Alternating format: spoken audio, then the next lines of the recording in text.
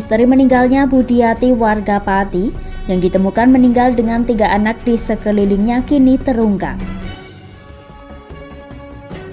Mantan Ketua PSSI Muhammad Iriawan akan maju sebagai kandidat pada pemilihan Gubernur Jawa Barat pada pemilihan 2024 mendatang. Gibran minta supporter tertib dalam laga Persis Solo melawan John Book FC malam nanti Sabtu 17 Juni 2023. Selamat sore pemirsa, bersama saya Puji Lestari, inilah Jateng hari ini.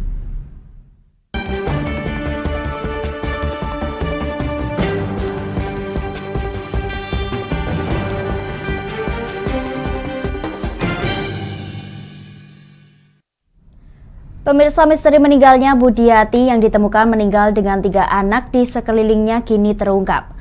Budiati meninggal akibat ragam penganiayaan yang dilakukan oleh M yang merupakan suami korban.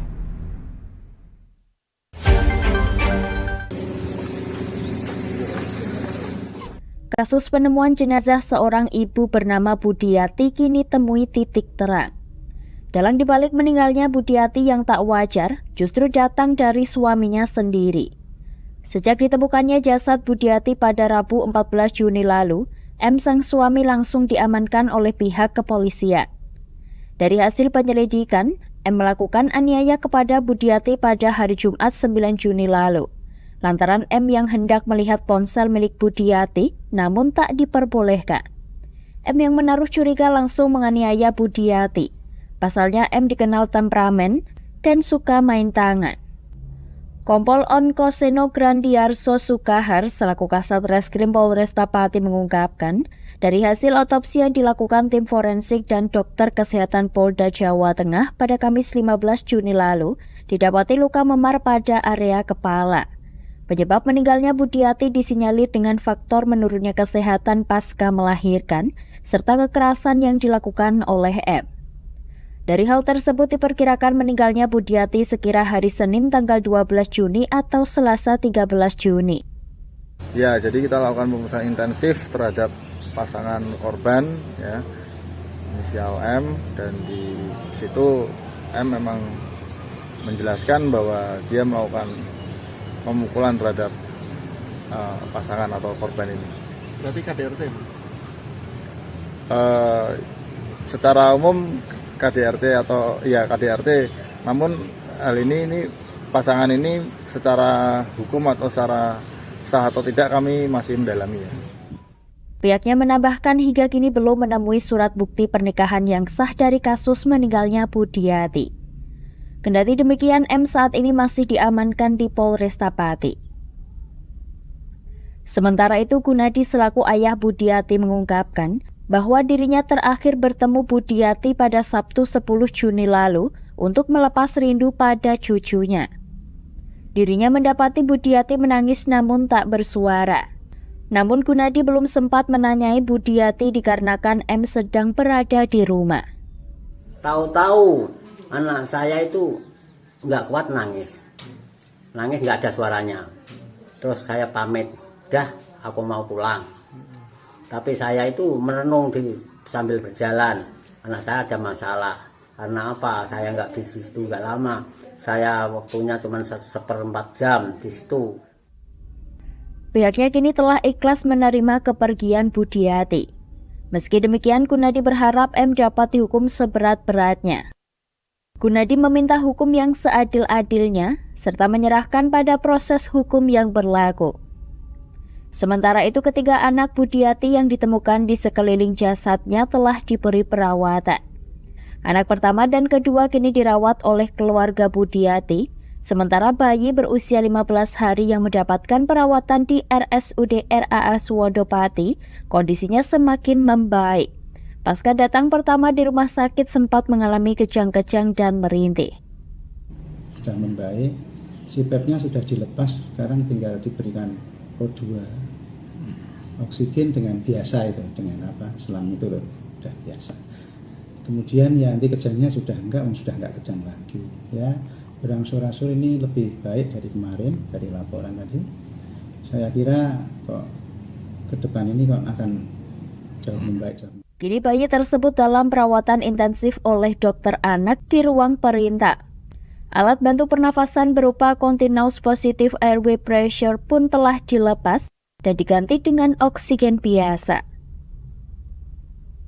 Dari Pati Mutia Parasti, Lingkar TV melaporkan.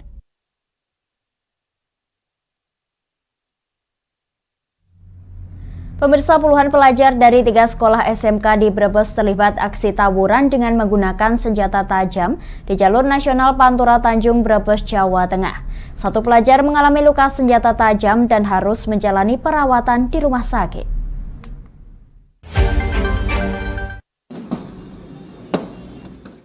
Inilah video amatir warga yang merekam aksi tawuran pelajar yang terjadi di Jalan Pantura, Kecamatan Tanjung, Kabupaten Brebes, Jawa Tengah pada Kamis sore kemarin. Dari aksi tawuran tersebut, 1 orang pelajar harus menerima luka bacok di bagian tangan, telinga, serta punggung, dan kini harus menjalani perawatan di Rumah Sakit Mutiara Bunda Tanjung, Brebes. Polisi gabungan termasuk Resmo Polres Brebes yang melakukan sweeping di sekolah berhasil mengamankan puluhan pelajar yang diduga terlibat dalam tawuran. Dalam hal ini petugas juga berhasil mengamankan puluhan senjata tajam yang digunakan saat tawuran dari berbagai tempat termasuk di lahan persawahan. Wakapolres Brebes Kompol Arwansa menyebut dugaan sementara tawuran yang melibatkan 3 sekolah SMK di Brebes tersebut berawal dari aksi saling tantang melalui pesan WhatsApp. Hingga saat ini pihak kepolisian belum menetapkan tersangka dikarenakan kasus tawuran masih dalam proses penyelidikan. Yang diduga terlibat dalam kejadian tersebut serta beberapa senjata tajam yang digunakan sebagai alat dalam kegiatan tawuran tersebut. Dari hasil pemeriksaan sementara itu tawuran terjadi karena faktor apa? Jadi ini karena adanya 2 kelompok yang memang sudah melakukan perjanjian sebelumnya melalui media alat komunikasi atau melalui WA, kemudian melaksanakan kegiatan tersebut di daerah Tanjung. Hingga kini pihak kepolisian masih melakukan pengembangan untuk mencari keberadaan pelajar lainnya yang diduga kuat terlibat. Untuk mencegah terjadinya tawuran di kalangan pelajar, polisi meminta kepada orang tua maupun sekolah untuk lebih melakukan pengawasan ketat pada anak didiknya. Dari Brebes, Gus Fadilah, Lingkar TV melaporkan.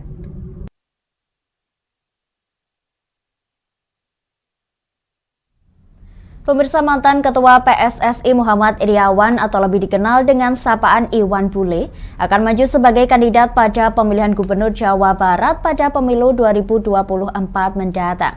Iwan pun mengaku siap jika mendapatkan perintah dari Ketua Umum Partai Gerindra, Prabowo Subianto.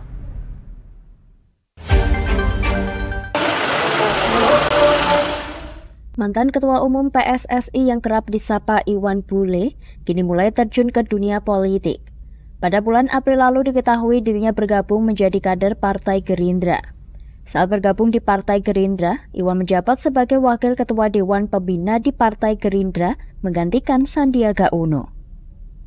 Saat ditanya kemungkinan mendapat tugas dari Ketua Umum Gerindra Prabowo Subianto untuk maju Pilgub Jawa Barat, mantan Ketua Umum PSSI dengan tegas menjawab siap menjalankan perintah Ketua Umum. Terkait dengan hasil survei Indonesia Political Opinion periode Juni 2023 yang menunjukkan Prabowo Subianto sebagai tokoh dengan elektabilitas tinggi dibanding bakal calon presiden lainnya, Iwan Bule meminta para kader tidak terlena dan terus berjuang maksimal hingga mencapai kemenangan. Yang berkualitas tentunya.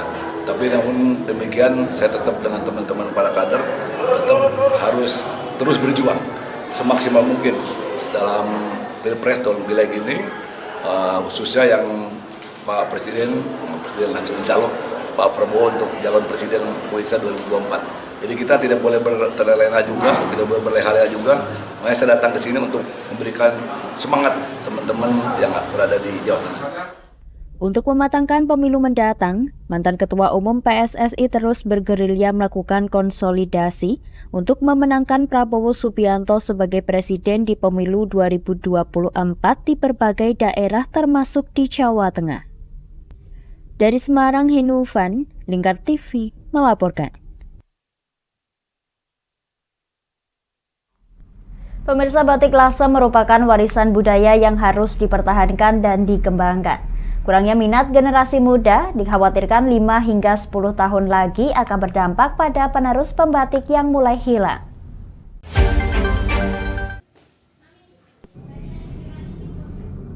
Para pengrajin batik mengeluhkan berkurangnya minat anak muda dalam membatik. Hal ini juga diungkapkan oleh Gustav, salah satu pengusaha batik Purnomo Lasem yang sudah ada sejak 1979 lalu. Regenerasi penerus dan berkurangnya ketertarikan anak muda di dunia batik membuat beberapa santra batik di Lasem terpaksa harus melakukan proses finishing batik di luar Lasem. Gustav menyebut untuk menyelesaikan permasalahan ini, tentunya perlu adanya peran dari pemerintah daerah, bahkan pemerintah provinsi, untuk dapat bekerja sama dengan para pengusaha batik. Batik Purnomo ini dari tahun 79 dari mama saya. Awalnya dari cuma 3 orang, terus berkembang di tahun 90-an waktu peak-peaknya itu sampai karyawan 200 orang. Kita berdiri kurang lebih 40 tahun lama. Kendala ini pasti pertama ke ini ya, ke regenerasinya memang berkurang ya, terus persaingan semakin ketat karena mungkin pengrajinnya bertambah tapi SDM untuk yang membatiknya berkurang ya, di situ sih. Yang kedua ya memang habis pandemi memang pasti berpengaruh lah, apalagi kurang lebih 2-3 tahun pandemi ini ya. Pihaknya juga berharap pemerintah daerah maupun provinsi dapat turut serta aktif mempromosikan batik Lasem ini kepada khalayak luas sebagai salah satu upaya untuk melestarikan batik Lasem. Hal ini menjadi perhatian khusus DPRD Rembang Fraksi Karya Indonesia atau KIS yang sedang menyusun raperda tentang perlindungan dan pemberdayaan batik Lasem sebagai warisan budaya Kabupaten Rembang. Agus Sutrisna selaku Sekretaris Fraksi Karya Indonesia Sejahtera atau KIS mengatakan kini Paperda mengenai perlindungan dan pemberdayaan batik Lasem tengah digodok oleh tenaga ahli dan selanjutnya akan diadakan public hearing tahap 2 untuk meminta masukan masyarakat. Setelah itu barulah finalisasi dengan pihak inisiator atau tenaga dan bagian hukum. Tenaga ahli kaitannya dengan draft setelah atau draft pasca public. Setelah itu kami akan public hearing lagi untuk tahap kedua, minta masukan masyarakat lagi seperti tadi, tapi ini kan draftnya sudah setengah matang. Lalu itu kita finalisasi dalam inisiator, kemudian tenaga ahli dan kemudian target selesai. Kita berharap maksimal tahun ini sudah harus selesai. Dalam hal ini pihaknya berharap adanya aturan ini nantinya dapat membantu melestarikan batik Lasem agar tetap menjadi ikon Kabupaten Rembang. Dari Rembang, Vicky Rio, Lingkar TV melaporkan. Kami akan jeda sejenak pemirsa, tetap bersama kami di Jateng hari ini.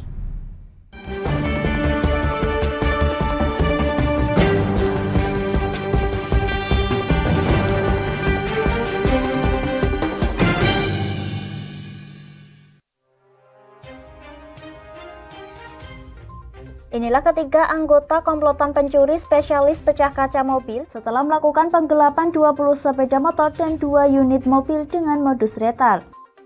Merangkum semua peristiwa sebagai berita yang penuh fakta. Bersama Puji Lestari, saksikan Jateng hari ini setiap Senin hingga Sabtu jam 4 sore hanya di Lingkar TV.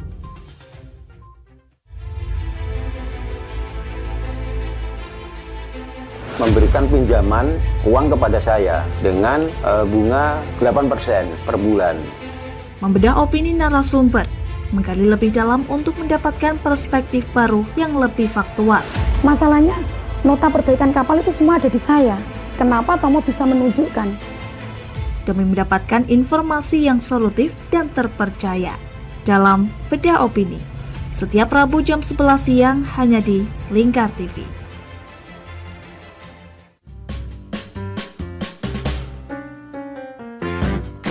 Mari pilih motif batik yang kamu suka di Batik Yuliati Warno. Memproduksi dan menjual batik tulis bakaran khas Pati dengan kualitas yang sangat istimewa.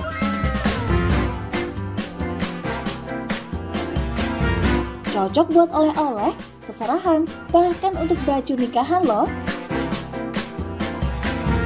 Menyediakan berbagai motif mulai dari batik klasik sampai batik modern. Ayo borong segera Batik Yuliati Warno. Anda bisa melihat proses produksi batik secara langsung di rumah produksi kami loh. Alamatnya ada di Desa Langenharjo, RT 7 RW 3, Jalan Juwana Tayu, Kilometer 3, Kecamatan Juwana, Kabupaten Pati, Jawa Tengah. Atau Anda bisa menghubungi nomor telepon kami di 081 326 693 300. Ayo datang dan pilih motifmu segera.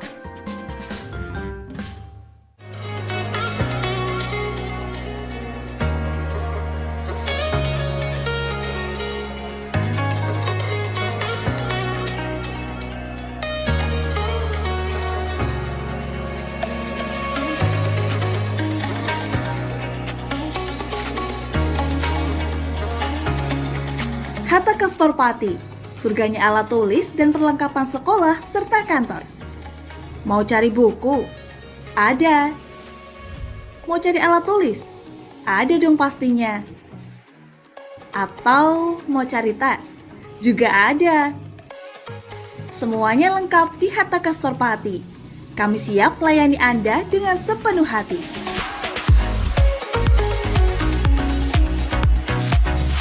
Alamat kami ada di Jalan Pemuda nomor 204, Kabupaten Pati. Buka dari jam 8 pagi sampai jam setengah 9 malam. Anda mau cari kami di e-commerce? Juga tersedia. Atau Anda bisa mengunjungi Instagram dan TikTok kami di @hattaka.official. Ayo, tunggu apa lagi? Penuhi kebutuhan alat tulis dan aksesoris sekolah serta kantor Anda di Hatta Kastor Pati. Ada buku, ada meja. Yuk beli di Hatta Kastor aja.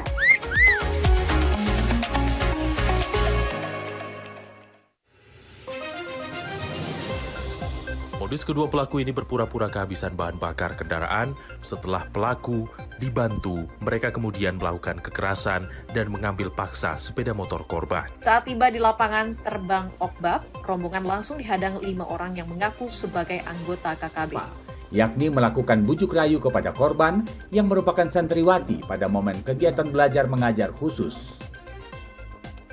Menyajikan informasi-informasi hangat dan terpercaya bersama Kabar Indonesia setiap Senin hingga Sabtu jam 7 pagi hanya di Lingkar TV.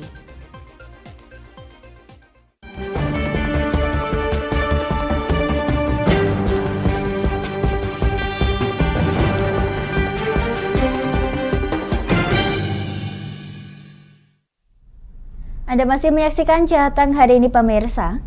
Laga persahabatan antara Persis Solo melawan klub papan atas Liga Korea Jeonbuk Hyundai Motors FC akan berlangsung pada malam nanti Sabtu 17 Juni 2023. Dalam laga nantinya, Wali Kota Solo Gibran Raka Buming Raka meminta para supporter untuk bisa tertib saat datang ke Stadion Manahan Kota Solo.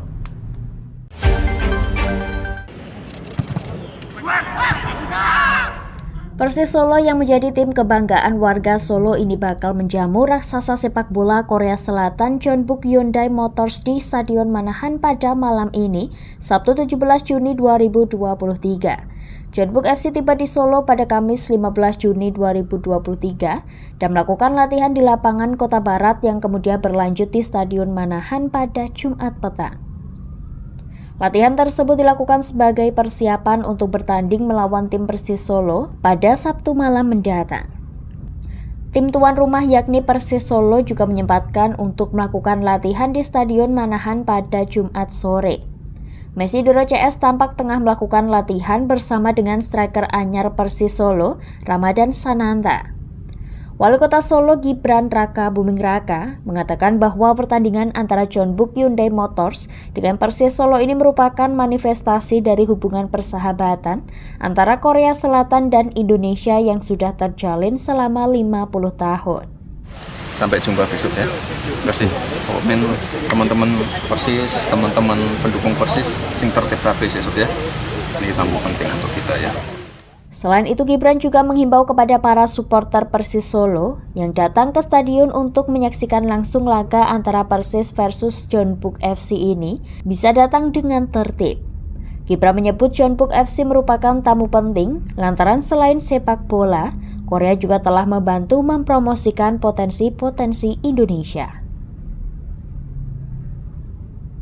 Dari Solo, Raditya Hirmansyah, Lingkar TV melaporkan.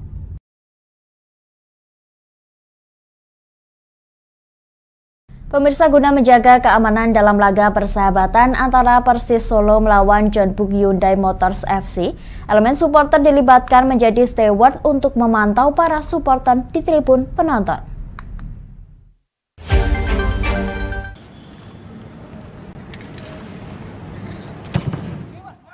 Elemen supporter akan dilibatkan dalam membantu keamanan saat Liga Persahabatan Persis Solo melawan Jeonbuk Hyundai Motors FC di Stadion Manahan, Kota Solo. Hal itu merupakan hasil dari rapat koordinasi antara panitia penyelenggara, pihak keamanan, serta supporter. Ketua Panpel Persis Solo Ginda Vera Triawan mengatakan sejumlah elemen supporter akan dilibatkan menjadi steward. Mereka akan memantau para supporter di tribun penonton. Ada lebih dari 300 steward yang akan disiapkan. Sementara itu pihak keamanan juga akan berjaga di ring 1, 2, serta 3 stadion. Pertandingan persahabatan ini juga dalam rangka uji coba Stadion Manahan Solo sebelum digunakan untuk menghelat pertandingan Liga 1 musim 2023-2024. Sesuai aturan yang baru, pihak kepolisian memang akan berada di luar area stadion, dan tadi sore di technical meeting kita semua ketemu dengan pihak kepolisian, semua elemen supporter kita hadirkan dan mereka juga siap untuk membantu, bahkan ada beberapa steward yang berasal dari elemen supporter yang akan ditempatkan di masing-masing tribun, sehingga nanti kalau ada miss antara sesama penonton diharapkan masing-masing elemen bisa mengendalikan anggotanya supaya lebih aman.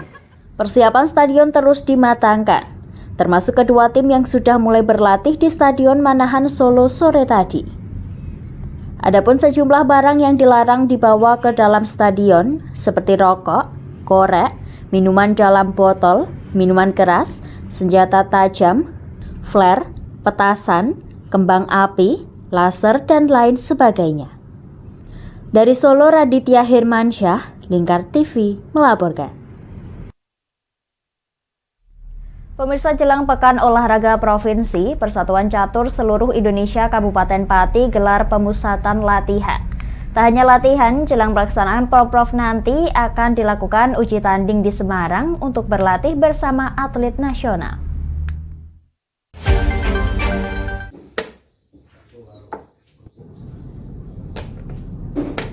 Beginilah aktivitas 4 atlet yang tergabung dalam Persatuan Catur Seluruh Indonesia Pati yang berlatih sejak pukul 10 pagi tadi. Keempat atlet ini didampingi satu pelatih untuk memusatkan latihan. Pasalnya gelaran Pekan Olahraga Provinsi sudah di depan mata. Tak hanya itu, para atlet ini akan mengikuti latih tanding pada akhir bulan Juni di Semarang. Hal ini dimaksudkan untuk menguji para atlet catur agar lebih mumpuni serta bisa mendapatkan hasil yang maksimal pada gelaran Porprov mendatang. Para atlet dan pelatih catur pun mendapat kucuran dana hibah dari Komite Olahraga Nasional Pati untuk satu orang atlet sebesar Rp1.159.000 dan untuk satu pelatih Rp1.200.000. Ponco Arianto selaku Ketua Percasi Pati mengungkapkan, ada 5 atlet catur yang akan mewakili Kabupaten Pati pada gelaran Porprov Agustus mendatang di Kabupaten Rembang. Dari 5 atlet ini, 3 atlet bertanding pada nomor pertandingan beregu klasik putra senior 1 atlet nomor pertandingan klasik perorangan putri senior, dan 1 atlet nomor pertandingan cepat perorangan putri senior. Awal untuk pemusatan pelatihan, yaitu berkaitan program kita untuk persiapan pelaksanaan Porprov di Rembang sekitar bulan Agustus. Dari kita Percasi Kabupaten Pati memperoleh anggaran dari KONI, sehingga kita dalam bulan ini akan melakukan latih tanding. Dan hari ini alhamdulillah atlet yang lolos dari 5 orang, baru 4, yang 1 ada kuliah dengan menghadirkan 1 pelatih dan 2 atlet-atlet yang bagus di tingkat lokal maupun di tingkat provinsi. Pihaknya berharap dalam gelaran Porprov Agustus mendatang, para atlet dari masing-masing nomor pertandingan nantinya dapat membawa medali emas. Salah satu atlet muda, Sylvia Anggraini, yang telah menyabet juara 3 kejuaraan provinsi pada 2018 lalu mengungkapkan, selain setiap harinya berlatih bersama atlet lain, ia juga berlatih secara mandiri lewat aplikasi untuk mengasah kemampuannya. Main online lichess, Mbak, lewat aplikasi. Oke. Sudah mendalami catur sejak kapan, Mbak? Sejak kelas 3 SD. Iya. Nah, nanti untuk target Porprov besok apa, Mbak? Medali. Kini KONI Pati mulai memfokuskan latihan dan optimis dapat menyabet medali emas pada gelaran Porprov mendatang. Dari Pati Mutia Parasti, Lingkar TV melaporkan.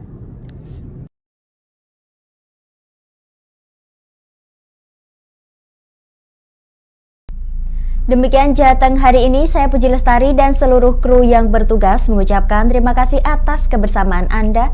Selamat sore dan sampai jumpa.